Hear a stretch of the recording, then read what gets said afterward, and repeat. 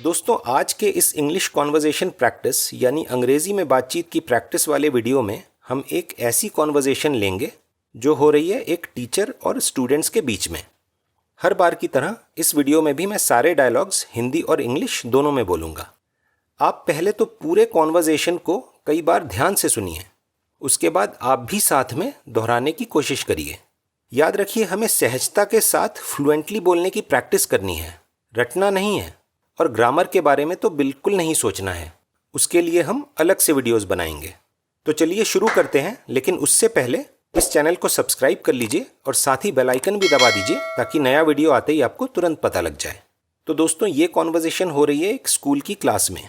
एक नए टीचर की नियुक्ति हुई है जो कि क्लास में पहली बार आए हैं। वो क्लास के अंदर आते हैं और बच्चों से कहते हैं, हेलो क्लास, मेरा नाम है Prashant. Hello class, my name is Prashant और मैं आपका नया टीचर हूँ। And I am your new teacher. आप समझ ही गए होंगे कि मैं आपको क्या पढ़ाने वाला हूँ। You must have already guessed what I am going to teach you. तो सारे बच्चे एक सुर में कहते हैं, हाँ सर, यस सर। तो बताइए, देन टेल। तो बच्चे कहते हैं, सर जीके। जी हाँ, मैं आपको जनरल नॉलेज पढ़ाने वाला हूँ। Yes, I am going to teach you general knowledge. तभी उनमें से एक बच्चा पूछता है, सर निशा मैम ने क्यों छोड़ दिया? Sir why did Nisha ma'am leave? तो प्रशांत सर कहते हैं, क्योंकि उन्हें पीएचडी करनी है। Because she wants to do a PhD. Sir किस टॉपिक पर पीएचडी करनी है उनको? Sir on which topic she wants to do a PhD? वो अगले हफ्ते आएंगी आप सबसे मिलने। She will come to see you all next week. तब आप खुद ही पूछ लीजिएगा। Then you ask yourself. तो बच्चे कहते हैं, ठीक है सर, ओके सर। फिर प्रशांत सर कहते हैं, तो क्लास शुरू करने से पहले क्यों ना हम एक दूसरे को थोड़ा बहुत जान लें। So before starting the class, why don't we get to know each other a little? तो एक बच्चा कहता है, अच्छा ख्याल है सर, नाइस आइडिया सर। तो प्रशांत सर कहते हैं, आप सबसे तो मैं एक एक करके पूछूंगा ही। I anyway will ask all of you one by one. लेकिन उससे पहले आप चाहें तो मुझसे कोई भी सवाल पूछ सकते हैं। But before that you can ask me any question if you want. Sir मैं कुछ पूछूं? Sir may I ask something? हाँ ज़रूर। Yes please go ahead. Go ahead खासकर तब बोला जाता है जब आप किसी को कुछ करने की आज्ञा देते हैं या अप्रूवल देते हैं। जैसे मान लीजिए आपने किसी होटल में रूम बुक करने के लिए कॉल किया। थोड़ी बहुत इंक्वायरी करने के बाद जब होटल का कर्मचारी आपसे पूछता है, should I now book the room for you sir? अगर आपको रूम बुक करना है तो आप कह सकते हैं, यस प्लीज़ गो अहेड। ठीक है। तो वो विद्यार्थी प्रशांत सर से पूछता है, सर इससे पहले आप कहाँ पढ़ाते थे? Sir where did you teach before this? इससे पहले मैं पढ़ाता नहीं था, पढ़ता था। Before this I did not use to teach, I use to study. Sir क्या पढ़ रहे थे आप? Sir what were you studying? मैंने एमएससी किया है कंप्यूटर साइंस में। I have done MSc in computer science. वाह सर, कैसे मार्क्स आए थे आपके? Wow sir, how were your marks? तो प्रशांत सर थोड़े मजाकिया अंदाज में जवाब देते हैं, कुछ खास नहीं, मैं बस गोल्ड मेडलिस्ट था। Nothing special, I was just a gold medallist. तो बच्चा काफ़ी इम्प्रेस्ड होकर कहता है, क्या कंप्यूटर साइंस में gold medallist? What? Gold medallist in computer science? Sir आपको तो किसी भी बड़ी आईटी कंपनी में जॉब मिल सकती थी। Sir you could have got a job in any big IT company. फिर यहां कैसे? Then how come you are here? तो प्रशांत सर कहते हैं, मुझे हमेशा से पढ़ने और पढ़ाने का शौक था। I have always had a passion for studying and teaching. तो सर आप किसी बड़े कॉलेज में कंप्यूटर साइंस भी तो पढ़ा सकते थे। So sir you could have taught computer science in a big college as well.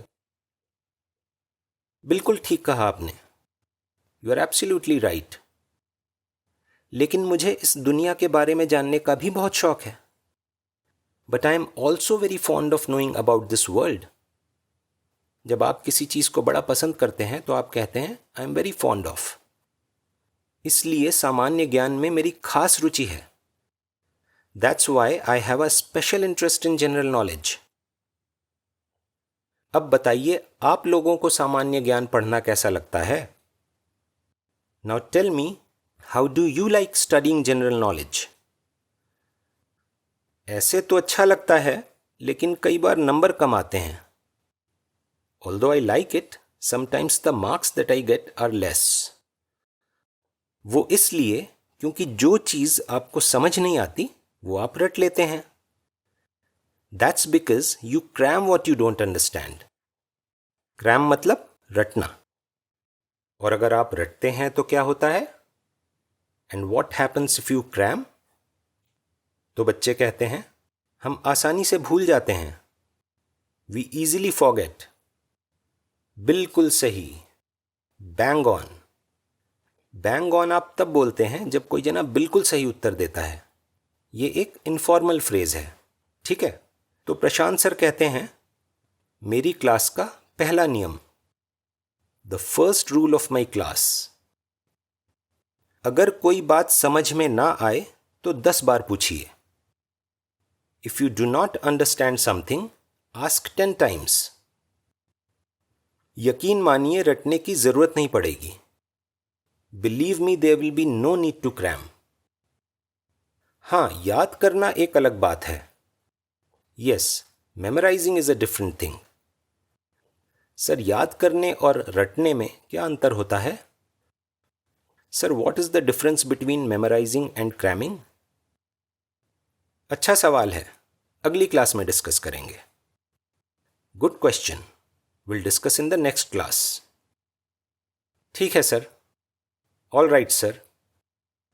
अब आप लोग एक एक करके अपना नाम बताएंगे। Now you guys will tell your names one by one. इतना ही नहीं, नॉट ओनली दैट, अपने बारे में भी कुछ बताएंगे, लेकिन बस 4 या 5 वाक्यों में। Will also tell something about yourself, but just in 4 और 5 sentences। नहीं तो सबको मौका नहीं मिल पाएगा। Otherwise not everyone will get a chance. एक बात और, वन मोर थिंग, ना कोई शर्माएगा और ना ही कोई किसी पर हंसेगा। No one will be shy and no one will laugh at anyone else. सब आत्मविश्वास के साथ बोलेंगे। Everyone will speak with confidence. ठीक है, तो चलिए शुरू करते हैं। Okay, so let's get started. तो सारे बच्चे उत्साहित होकर बोलते हैं जी सर। All right sir. इसके बाद सारे बच्चे एक एक करके अपने बारे में बताते हैं और कॉन्फिडेंस के साथ। दोस्तों, उम्मीद करता हूं कि ये वाला कॉन्वर्जेशन भी आपको पसंद आया होगा। हमें खुशी होगी अगर आप अपनी राय हमें कमेंट्स में बताएं। वीडियो पसंद आया हो तो लाइक ज़रूर कर दें और अपने दोस्तों के साथ भी शेयर करें। मिलते हैं अगले वीडियो में। बहुत बहुत धन्यवाद।